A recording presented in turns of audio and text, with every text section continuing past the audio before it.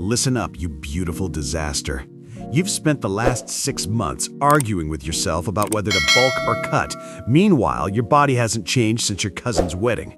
You're not between phases, you're just scared to commit. And that indecision, that's the reason you still look like a Thanksgiving turkey from the back and a strand of spaghetti from the front. But here's the good news. There's a third option, one that lets you burn fat and build muscle at the same time. And today, I'm gonna hand it to you. Try not to drop it. Okay, science time. Don't panic, I'll keep it simple enough for someone who still thinks macros is a spreadsheet feature. Here's what most people believe. Building muscle and losing fat are opposite processes. You've heard it 1,000 times. You can't do both. Pick a lane. It's physiology, bro. And in a strict biochemical sense, they're partially right. Muscle protein synthesis, the process of building new muscle tissue, is an anabolic process. Fat loss requires a caloric deficit, which is a catabolic environment. These two things seem to cancel each other out. But here's what those people are missing. It's not a light switch, it's a dimmer. You don't need to be in a deep bulk to build muscle, and you don't need to be in a savage cut to lose fat. The two processes exist on a spectrum, and if you land in the right zone, a slim caloric deficit, high protein, smart training, your body can do both simultaneously, at the same time, concurrently, however many synonyms it takes for you to believe me. This is called body recomposition. And before you get too excited, Captain Ego Lift, not everyone qualifies. So let's figure out if you're actually eligible or if you've been lying to yourself again. Here's where most fitness creators get soft. They tell everyone recomposition is possible for everyone, all the time, always. It's not. Body recomposition works best, and by best I mean produces visible, measurable results without the patience of a monk, for 4 specific groups of people. Listen carefully. See if you're on the list. I know you're praying you are. Group 1. Beginners. If you've been training consistently for less than 2 years, congratulations. You're sitting on a pile of untapped gains your body hasn't touched yet. Newbie gains are real, they're documented, and they're basically free. Your body is so unaccustomed to resistance training that it will build muscle even under mild caloric stress. Enjoy it. It won't last forever. Group 2. Detrained individuals. Did you used to be in shape and then life happened? A desk job, a bad relationship, a Netflix account? If you were once trained and took a long break, your muscle memory is real. The myonuclei in your muscle cells don't fully disappear. Your body remembers, desktop warrior. It just needs a reason to try again. Group 3. High body fat individuals. If you're carrying significant excess body fat, let's say north of 20 to 25% for men, 30% for women, your body has a large accessible energy reserve. It can pull from fat stores to fuel muscle repair even in a deficit. You're not a problem. You're actually in the best position in this room. Group 4. People training suboptimally. This is the sneaky one. If you've been going to the gym for years, but your training has been, let's be honest, a comedy show, casual sets, weights that feel comfortable, scrolling Instagram between exercises, you've left so many gains on the table that your body can still respond like a beginner. You've been lying to your muscles and they've been lying to you. We're fixing that today. Let's talk about the gym. Specifically, let's talk about the theatrical performance most of you call a workout. I see you in there. 3 sets of bench at the same weight you used last year, a few curls, some lateral raises with dumbbells so light they're basically decorative, and then you take a photo for Instagram and call it a grind. That is not training. That is cosplay.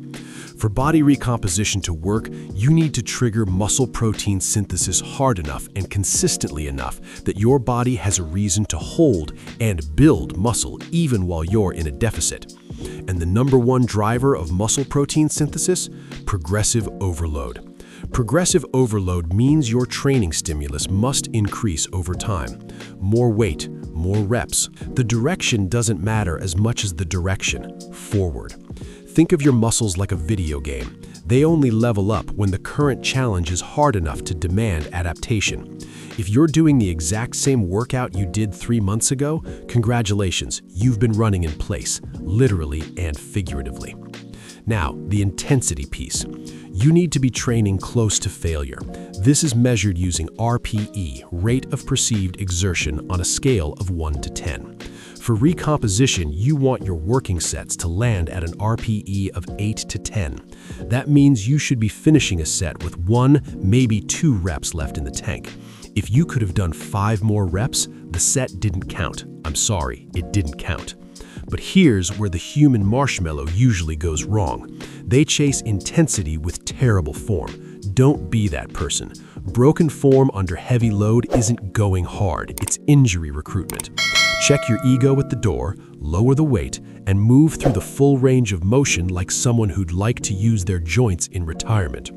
Train 3 to 5 days a week. Prioritize compound movements: squat, hinge, press, pull. Progressive overload on everything. That's the training protocol. It's not complicated, you just have to actually do it. I have to warn you, I'm about to tell you something that's going to feel counterintuitive. And at the end of this section, I'm going to tell you the scale is a liar. I'm not explaining that yet. Stay with me. You'll understand why later. Nutrition for body recomposition is not complicated. It's annoying. There's a difference. Here's the framework. You're gonna eat in a slight caloric deficit, not a starvation diet, not clean eating with no quantification, a real measured deficit of 200 to 300 calories below your total daily energy expenditure. That's it. That's the range. Why not more? Because a deeper deficit increases catabolism. Your body starts breaking down muscle for fuel. The goal is to lose fat, not sacrifice the muscle we're simultaneously trying to build. This is not a budget airline situation. Don't cut everything to save a few dollars. Protein. Let's talk about protein, desktop warrior, because this is where most people either undershoot or overcomplicate.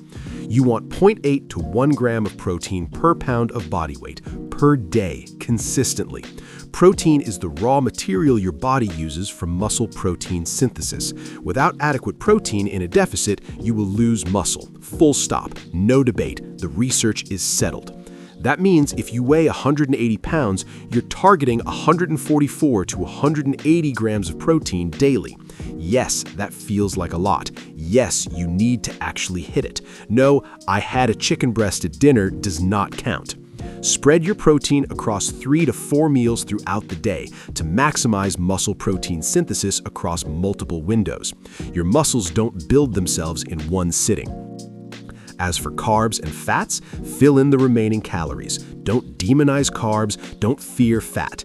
Use whole foods where possible. Prioritize fiber, micronutrients, and foods that actually keep you full. And remember, I told you weight doesn't matter. I'm not ready to explain that yet. Just keep watching. You're gonna wanna be here when I do. All right, this is the part of the video where I'm going to tell you to do less, and I need you to understand that I'm not going soft on you. This is strategic laziness, the smartest kind. First, sleep. 7 hours minimum. 8 is the goal. 9 if you're deep in a training block. I know that sounds like something a wellness influencer says before selling you a $60 pillow mist, but this is not that. During deep sleep, your body releases growth hormone, which is directly involved in fat metabolism and muscle repair.